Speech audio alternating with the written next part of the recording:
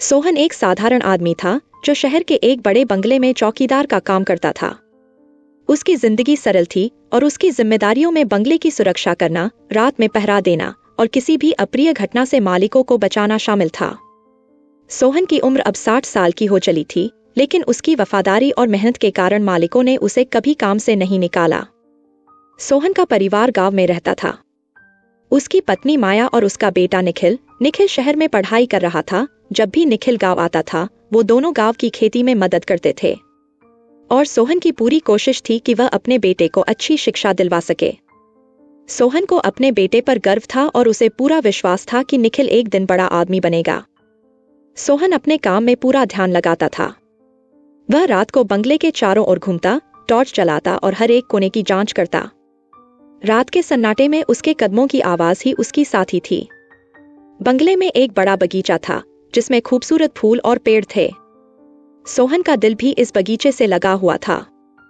वह कई बार फूलों और पेड़ों को देखकर खुद को ताजगी महसूस करता। कभी कभी वह सोचा करता कि उसकी जिंदगी भी इन पेड़ों की तरह ही है। जितनी पुरानी होती जाती है, उतनी ही जड़ें मजबूत हो जाती हैं। लेकिन समय के साथ सोहन के पैरों में दर्द पड़ने लगा था। उसकी उम्र ढल रही थी और रात भर पहरा देना अब उसके लिए मुश्किल हो रहा था।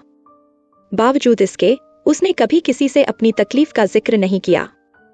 सोहन जानता था कि उसका बेटा अभी पढ़ रहा है और उसे अपनी पढ़ाई पूरी करनी है। सोहन की नौकरी न सिर्फ उसकी खुद की, बल्कि उसके परिवार की जरूरत भी थी। बंगले में एक नई पीढ़ी का आगमन हुआ।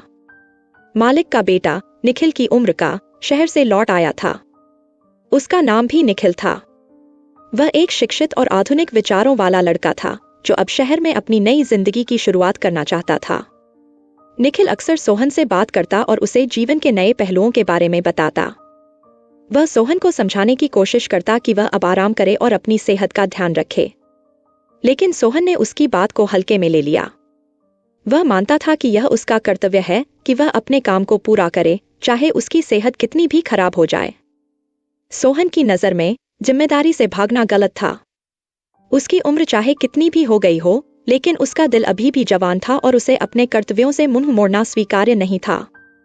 एक रात सोहन हमेशा की तरह अपनी ड्यूटी पर था। पूरा बंगला शांत था, सिर्फ हल्की हल्की हवा पेड़ों को हिला रही थी।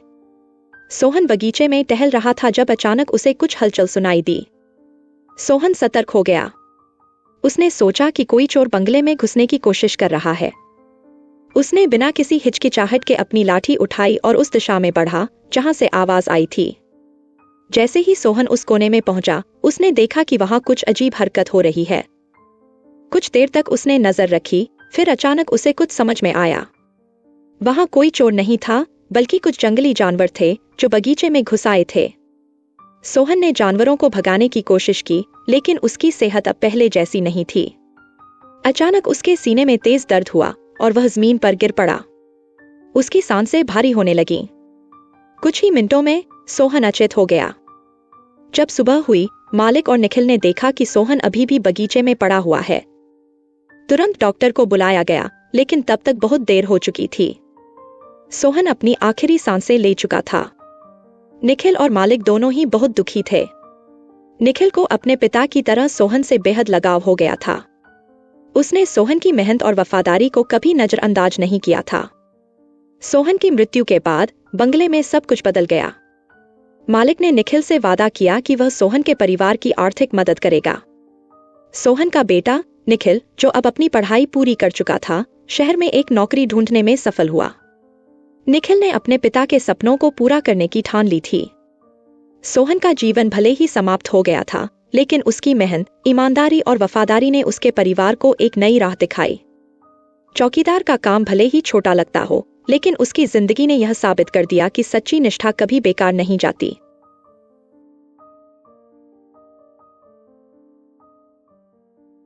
Moral of the story. इस कहानी में सोहन की जिंदगी का संघर्ष, उसकी मेहनत और वफादारी को दिखाया गया है। एक चौकीदार की साधारण सी जिंदगी में भी बड़ी प्रेरणा छुपी होती है। सोहन की कहानी हमें यह सिखाती है कि चाहे जिंदगी कितनी भी कठिन क्यों न हो, जिम्मेदारियों से मुंह नहीं मोड़ा जाना चाहिए।